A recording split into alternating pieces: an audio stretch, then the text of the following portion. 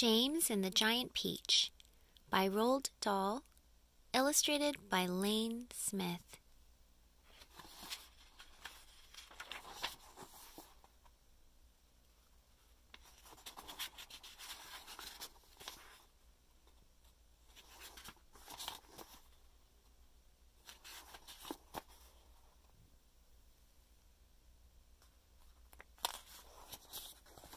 Chapter 1. Here is James Henry Trotter when he was about 4 years old. Up until this time, he had a happy life, living peacefully with his mother and father in a beautiful house beside the sea. There were always plenty of other children for him to play with, and there was a sandy beach for him to run about on, and the ocean to paddle in. It was the perfect life for a small boy. Then one day, James' mother and father went to London to do some shopping. And there, a terrible thing happened. Both of them suddenly got eaten up in full daylight, mind you, and on a crowded street, by an enormous, angry rhinoceros which had escaped from the London Zoo. Now this, as you can well imagine, was a rather nasty experience for two such gentle parents. But in the long run, it was far nastier for James than it was for them. Their troubles were all over in a jiffy. They were dead and gone in 35 seconds flat.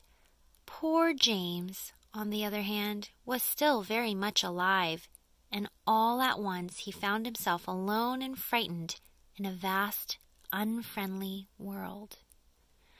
The lovely house by the seaside had to be sold immediately, and the little boy, carrying nothing but a small suitcase containing a pair of pajamas and a toothbrush, was sent away to live with his two aunts.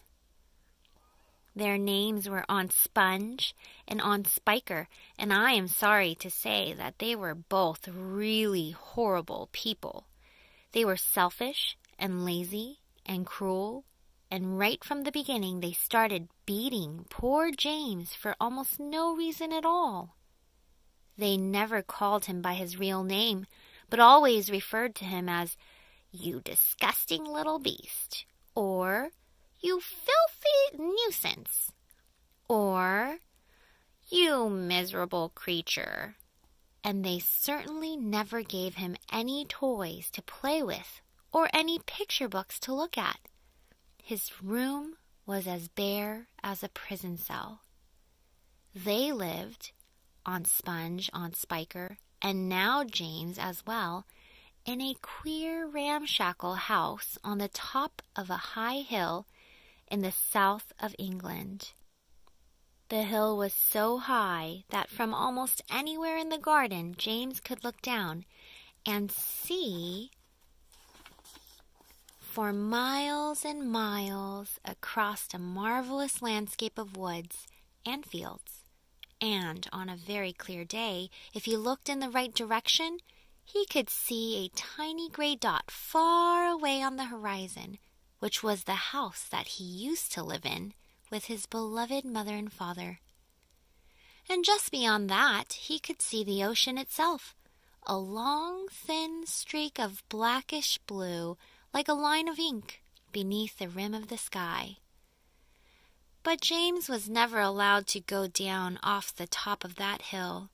Neither Aunt Sponge nor Aunt Spiker could ever be bothered to take him out herself, not even for a small walk or a picnic, and he certainly wasn't permitted to go alone.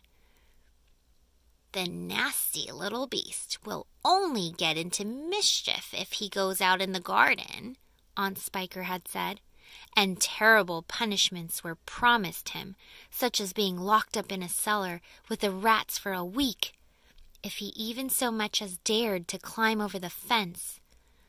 The garden, which covered the whole of the top of the hill, was large and desolate, and the only tree in the entire place, apart from a clump of dirty old laurel bushes at the far end, was an ancient peach tree that never gave any peaches.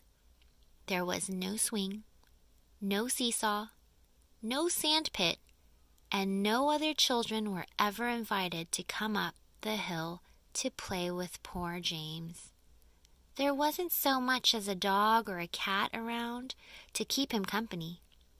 And as time went on, he became sadder and sadder and more lonely.